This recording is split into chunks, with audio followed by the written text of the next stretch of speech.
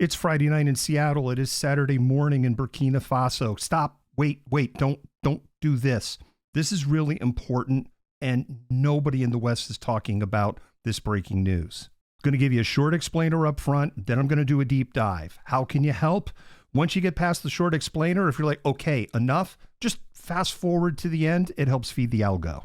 Burkina Faso is a landlocked country located in the Sahel region of West Africa. It had two military coups in 2022, with Ibrahim Traore taking over in October. Now, Traore vowed he would leave power by the end of 2022 and free elections would be held by July of 2024.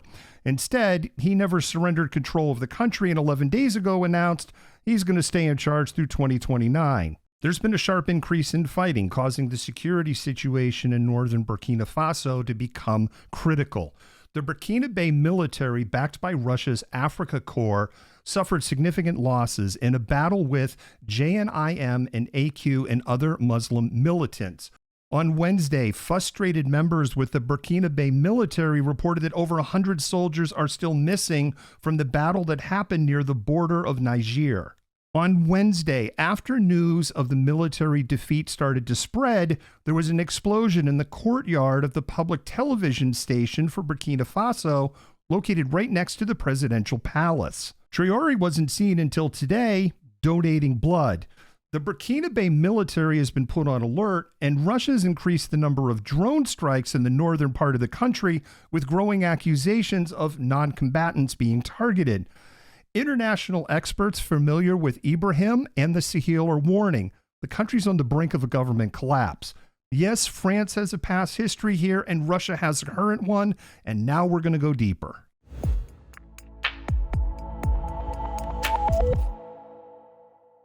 Burkina Faso has been fighting against the JNIM, AQ, and other Muslim insurgents since 2014, with the security situation becoming much worse after Ibrahim's coup. 2 weeks ago, Al Jazeera and the Norwegian Refugee Council called the crisis in Burkina Faso the most neglected on the planet. 2 million of the 22 million Burkinabes are internally displaced, with 2.7 million, 60% children, on the brink of famine in the country's north.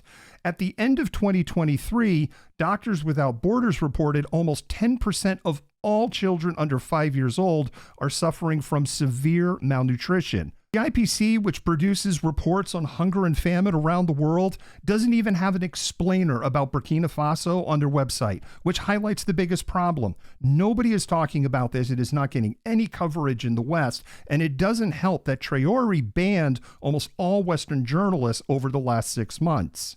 On May 31st, UN High Commissioner for Human Rights Volker Turk reported that between November 2023 and April 2024, almost 1,800 civilians had been unlawfully executed. Turk called for a fully independent third-party investigation in March into the accusations during a visit to Burkina Faso, with Traore denying the request.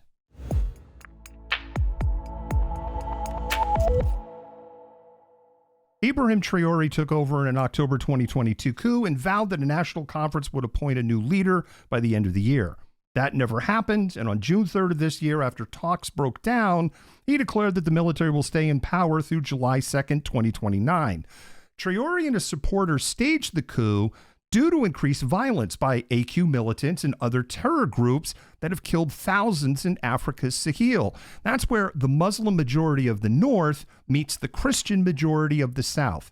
Traore is just 36 years old. He's a career military man. In 2021, he was just a regimental commander of an artillery unit. In civilian speak, a middle manager. In our assessment, someone of Traore's status doesn't rise to power of a 22 million person country without significant outside help. It is noteworthy that in the days before the coup, young Burkinabe men marched in the streets with Russian flags, holding pictures of Yevgeny Prigozhin.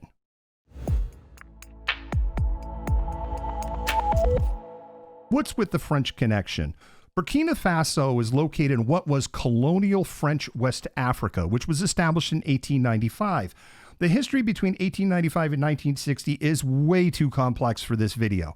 But in 1960, the independent state of Upper Volta was formed. In 1984, the country changed its name to Burkina Faso. France still maintains diplomatic and trade relations. That is both what Burkina Faso and France say to this day. In 2014, when AQ started to become stronger in Africa, France committed 3,000 troops for counterinsurgency activity in the Sahel. That mission included 400 French special forces who were sent to Burkina Faso in 2018 after a formal request for aid. In January of 2023, Traore demanded the French troops get out within 30 days. He said Burkina Faso wants to defend itself, and realistically, the French contingent really hadn't done much to improve the security situation. And a month later, France complied, withdrew its 400 troops. On the same day that France left, Traore demanded $30 million in gold from the nation's mining interests for, quote-unquote, public necessity. That appears to be a payment for the now defunct private military company Wagner Group. So where's Russia come into all of this? After the 2022 coup, PMC Wagner leader Yevgeny Prigozhin was one of the first people outside of Africa to congratulate Traore publicly. And while the coup was ongoing, Wagner moved hundreds of its mercenaries in neighboring Mali to the Burkina Faso border. In April 2023, it was reported that Wagner Group had been hired as military instructors, which Traore denied. 1 month later, Traore declared Russia a strategic ally while adding that, quote, the departure of the French army does not mean that France is not an ally, unquote. Prigozhin would go on to lead a short-lived insurrection against the Russian government in June of 2023 and died in August of the same year under very questionable circumstances. The last pieces of PMC Wagner were dismantled by Russia on November 14th, 2023. The Russian Ministry of Defense has taken over the African operations, creating what they call the Afrika Corps. Yes, just spelt like the German World War II Afrika Corps. In January of this year, 100 soldiers with the Afrika Corps arrived in Burkina Faso as Traore's personal bodyguards. And a month later, another 200 were sent to provide, quote unquote, general security. And last week, Russian Foreign Minister Sergei Lavrov called them, quote, instructors. According to Al Jazeera and the Norwegian Refugee Council, the number of fatalities in 2023 from fighting and violence, that's civilians, doubled to 8,400. Sergei Lavrov visited 6 days ago, declaring Russia would provide increased military support and attempting to negotiate a trade deal for bauxite, which is the main source of refined aluminum. Why are world powers interested in Burkina Faso? A landlocked nation, GDP per capita is just $2,700 per person, making it one of Africa's poorer nations, and it shouldn't be. It's the 12th largest gold producer on the planet and the 3rd largest in Africa, even more than South Africa. That's the country, not the region. Most of Burkina Faso mines are small, and child and forced labor are widely used. But before you race to the comments that this is why France was interested in the first place, the number one customer of Burkinabe gold is Switzerland. They buy almost 88% of the country's production. Who owns the gold mines and the mining rights? Mostly Australia, the United Kingdom, Canada, Russia, and the government of Burkina Faso.